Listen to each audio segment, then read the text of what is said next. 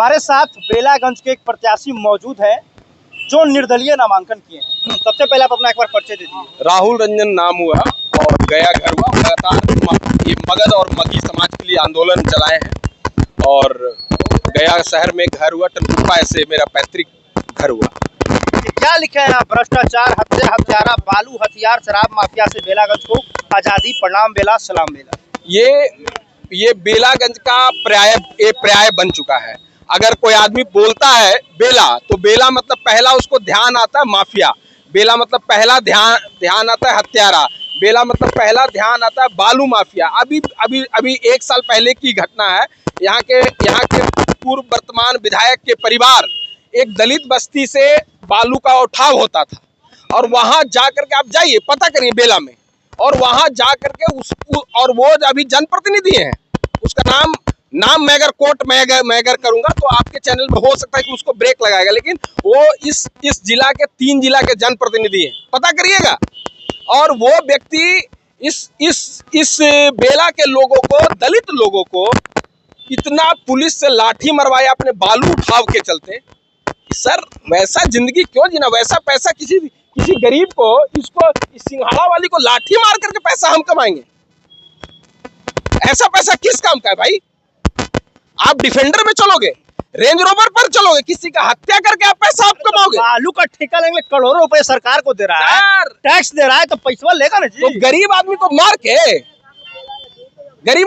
के किसको मारिएगा? आप ठेकेदार हैं। आप जनता का ठेकेदार फिर मत न बनिए।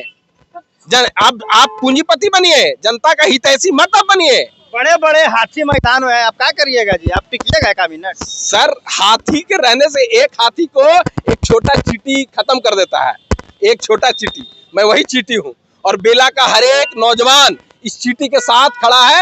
मैं बस आपके चैनल के माध्यम से एक रिक्वेस्ट करूंगा कि मुझे अपने घर का 1 वोट देना, परिवर्तन के लिए, एक नई सोच के लिए, एक नई विचार के लिए, और हत्यारों के खिलाफ के लिए, माफिया, जमीन माफिया के दलालों के खिलाफ। एक घर से 1 वोट चाहिए। एक घर से एक वोट। बेलागंज में कितना घर है टोटल? कितना घर है बेलागंज? सर 3 लाख। 3 लाख घर है। हाँ। 3 लाख में 1 वोट आपको मिल जाएगा। बस 1 वोट देना भाई। उससे भी कम सर कर देना। 50% पोलिंग होता है ना। 1.5 लाख घर पोल सर करेगा। 75,000 वोट सर देगा। हम चुनाव सर हम जीत जाएंगे ना। जीत जाएंगे। हाँ।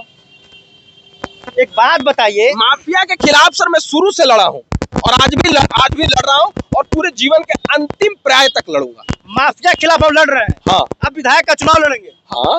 माफिया के खिलाफ लड़ रहे हैं, अभी तो माफिया नहीं बन जाइएगा। नहीं, कैसे सर माफिया बनेंगे? मेरे पिताजी कॉमरेड रहे, मेरे पिताजी लाल सलाम रहे, और वो लाल सलाम जातिवाद वाला लाल सलाम नहीं रहे, हर गरीब के लिए न्याय वाले लाल सलाम। तो मतलब जरूरी है कि जो बाबू जो है वो बेटा होवे करेगा? सर मैं तो झोला उठा चुका हूँ समाज के निर्माण के लिए, युवाओं के रोजगार के लिए।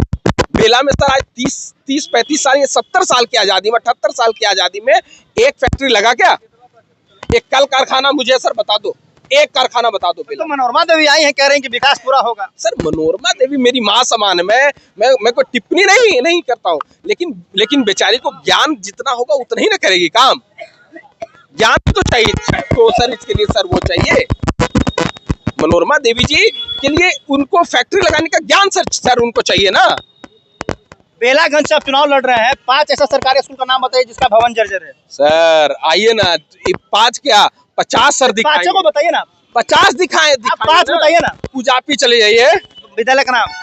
अगरैली जाइए। विद्यालय का नाम बताइए। विद्यालय अगरैली मध्य विद्यालय, पूजापी प्राथमिक विद्यालय, छत्तूबाग। सर आइए ना सर, पूरा भ्रमण करा देंगे। जिस बेलागंज से आप चुनाव लड़ रहे हैं, महिला वोटर की संख्या वहाँ कितनी है? क्या सर? बेलागंज विधानसभा में महिला वोटर की संख्या कितनी? 1,15,000। पुरुष वोटर की संख्या कितनी है? 1,70,000। आपको किसका वोट चाहिए? मुझे दोनों का चाहिए, युवाओं का चाहिए। तो एक घर फिर 2 वोट हो गया। छात्रों का चाहिए, नौजवानों का चाहिए।